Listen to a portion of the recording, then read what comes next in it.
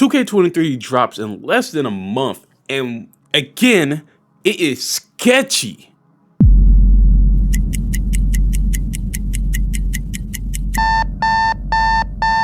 What's up, guys? It's Tim Bang talking 2K23, and as of right now, it is August 21, 2022, and I would not be surprised when 2K drops in less than a month, we do not receive more information.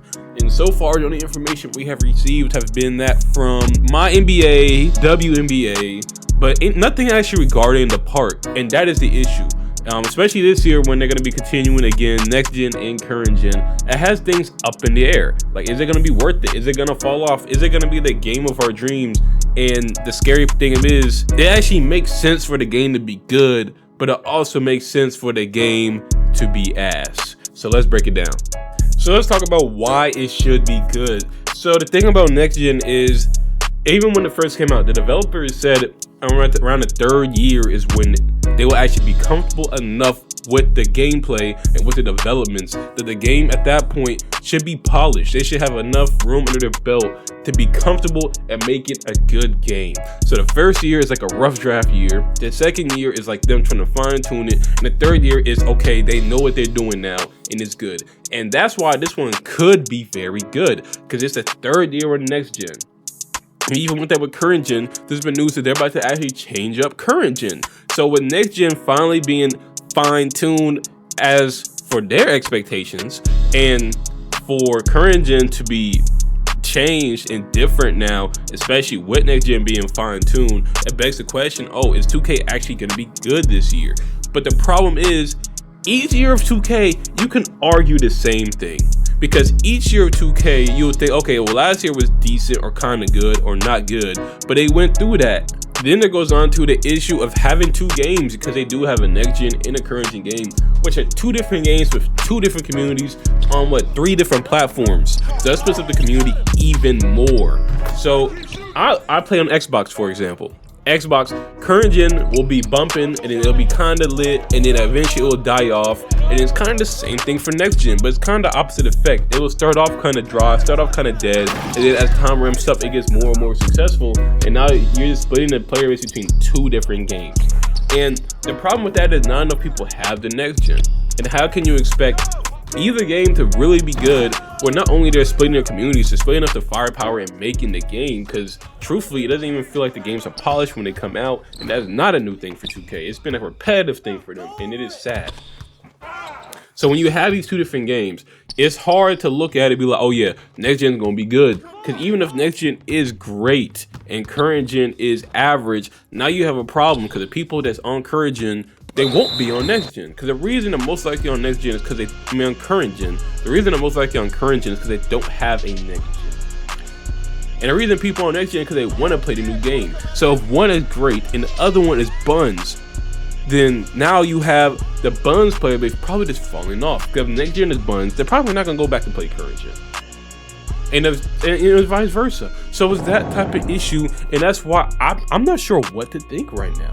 But this brings into like the negatives of 2K and the very consistent theme that we've been having over the last few years is that 2K, they rush their games. They're money motivated. VC costs more and more every year. And next gen 2K22, VC was extremely expensive. You go from current gen to next gen, you will see like a $5,000 increase of simple things. Like if you want to get your character to an 85 overall, you would actually pay like near 100,000 more VC just for that, opposed to current gen. And it is ridiculous. In addition to that, 2K has this consistent schedule of being like the hype for the game. It drops. Oh, it's cool, it's great, it's interesting. A week later, oh, it's okay. 2 months later, it's pretty much dead and no one cares about it anymore. And then next year, okay, it's gonna be better this year because it was trash this year, so it should be better this year. And then, okay, the same cycle. You get the hype, you get the excitement, you get the interest, then you get the deadness and the death and the ass, and it's horrible. And you can't say I'm lying. I remember when 2K19 came out, it was a lot of excitement. It was cool, and then over time, some people loved it, but a lot of people were hating it when it was out. If people don't remember, because they had the Stretch 4 shooting overdose. You had the illegal screens like pushing people out the way. You had all that going on, so people wanted 2K20 to be good, and then 2K20 had all these issues, and I think there's also want to introduce like quick draw and things like that, and then people over time started to appreciate 2K19, but it really wasn't until 2K21 came out. And then by that point, 2K21, they had like the speed boost glitch. They had it's also when they had the Zens too with the aiming. I'm pretty sure that was 2K21 that had the aiming and all that, and there was like a huge outbreak with the Zens, which kind of killed 2K for a period of time. And then this game came out and there were no aiming, there was no quick draw. They also got rid of quick draw, I think, in 2K21 as well. But they got rid of the aiming, they got rid of all that, and now we look back and be like, dang, 2K19 was the last really good 2K, and that's crazy because that was years ago. And even when it was out, people did not like it, and you can't say it was without reason. Because even if you look back, middle of the year, like how long did it take them to be able to push people out the way in the park? Just think about how long did it take? It took months, and they didn't want to do it, truthfully. So, and then now it's like, well, honestly, I like current gen and I also like next gen. The problem is no one plays them. Like current gen, some people play current gen, but people that play current gen don't have next gen. And the people that play next gen, they were been 99 since day one. So for real, so if you try to play next gen really late, you're gonna get caught up in the mix, and you're probably not gonna win a single game. And it's not a funnel of new players coming into next gen as it is for current gen.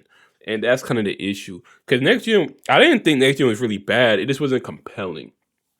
And the only thing that could really make a game like 2K compelling is the community. And the community isn't being funneled through there. And that's kind of the problem with 2K right now. But with the good and bad history out the way, let's actually bring it back to the hopeful reality. So the hopeful reality is that 2K will actually be competent this year. And keep in mind, I didn't say great. They didn't say good. They didn't say phenomenal. I said competent. Because on a truthful level, if 2K has a competent next-gen game, it will be good. But that's such a horrible standard, because it will be good by comparison to what the past 2Ks were. Specifically, 2K21, I'm looking at you, bro. That game, it wasn't it. So, going forward, I think we can expect, okay, 2K will be more polished this year. At least the hopeful side of me expects 2K21, 2K23 next gen to be more polished this year. If I'm being hopeful, I'm looking for current gen to be different this year. I would hope that they make that real push for people to be on next gen and have a community again. But if I'm also being honest, take the hopefulness out of it, the actual reality is it will be split regardless. And if you think a more polished next gen is enough for you to get it, okay, you should probably get it. But for me, if I'm being completely real with myself, I don't expect 2K23 to be polished to the point that even if my friends can't play it, I'm gonna be on it. And even if there aren't new players funneling in and out, so you're not just going against the same sweaty teams over and over again, I'm gonna be buying it. I like the influx of the people playing it. I like that around Christmas time you get the Christmas noobs and it's free. It's like not free, but it's like it's near free to play. So you got all the people playing it, it'd be on sale. You got a lot going on, and you could really experiment and just have fun with people. You can make new friends. Do people even make new friends on 2K anymore? Because you kind of have to go in with your friend group, and every time you play with a random, he's usually trash or he's toxic. So it's like that sense of community is gone. But truthfully, the only way to bring it back at the end of the day, the honest truth for them to bring it back, is either make next gen cross-platform or stop releasing current gens and force people to play next gen. You have to make a push because you're not going to cut off next gen games. I doubt it. The only thing you can really do is force people to all be playing the same game. That's the honest truth. So you can either do that with next gen cross-platforming, current gen cross-platforming, cutting off current gen and having just next gen, or cutting off next gen and having just current gen. And either route they go, they're gonna have a pushback. So it doesn't matter. They can go the current gen route, the next gen route, the cross-platform route. Regardless, it's gonna be consequences because Sony won't like that. Xbox may or may not like that. So doing that is going to have a huge change up, but that change up is exactly what's necessary. I don't think you can have 2K on the upward rise without making a huge monumental shift in what game people are playing. Because if you look, it's probably like a 60-40 split between current gen and next gen. And it's probably 60% current gen. But at the same time, I did notice this year that more people were on next gen. The parks were fuller, the wrecks were fuller. So it's like, okay, if more people did seem to be on next gen, maybe they should just cut off current gen. And I really wish they would do that because while some consoles are still unavailable, I also know that you could also get like an Xbox Series S pretty much anywhere. And you might not be able to get the PS5 anywhere, but if it's cross-platform, who cares? And that's where it comes to the point where Sony might not like that shit. But that's kind of the decision, the dilemma that they got. And that's the honest truth about 2K. It should be good. It probably will be a disappointment, but it'll be better than recent years. And the only way to get it as a surprisingly good game is if you force people to play together and force the community back together. But that's all. It's Tim Bain. If you agree or disagree, leave a comment down below. Let me know. Leave a like on this video, please. I really appreciate that. And let's start a conversation here. Do you think it's going to be good or bad? Also, comment down below if it's another game coming out that you want me to talk about. Because right now, I'm thinking about talking about Modern Warfare 2 and why I think it is not going to be that game of our past. And by that, I know it's not going to be the exact same game, but I don't even think it's going to be received as well as the game of our past. So, thank you.